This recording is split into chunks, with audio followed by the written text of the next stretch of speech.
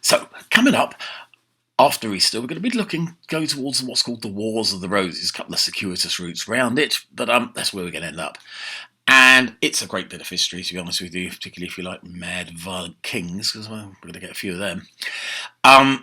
And I thought, just en route, we're going to have a look at a couple of the big noble families of the northeast of England, because they're both going to play a role in the Wars of the Roses, but they're going to give us a nice little sidelight into it. One often associated with one side, one with the other. So we'll see, it isn't that simple.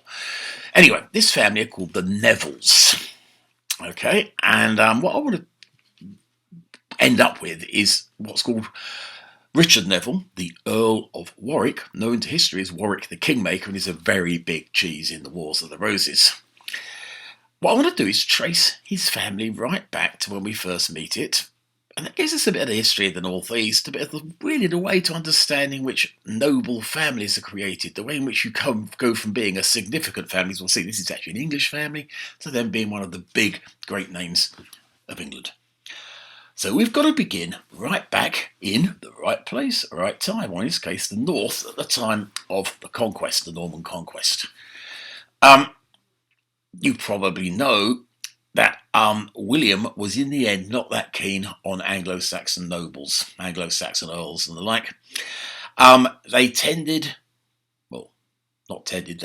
generally speaking, get either the Order of the Boot, or the Order of the Sharp Pointy Thing, where they wouldn't want the sharp pointy thing. There are exceptions. Quite a few of those exceptions to be found in the north, particularly in the far north, get beyond where William destroyed everywhere in what's called the harrying of the north, and you'll find an English family. We don't know much about them. The first mention we get about them is a guy called Uhtred, who's mentioned in 1129.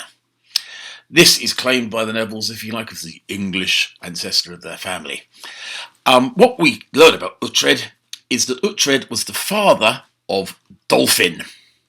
Now, Dolphin was called Dolphin because he had a bottle-shaped nose. No, he didn't really. I'm making that up.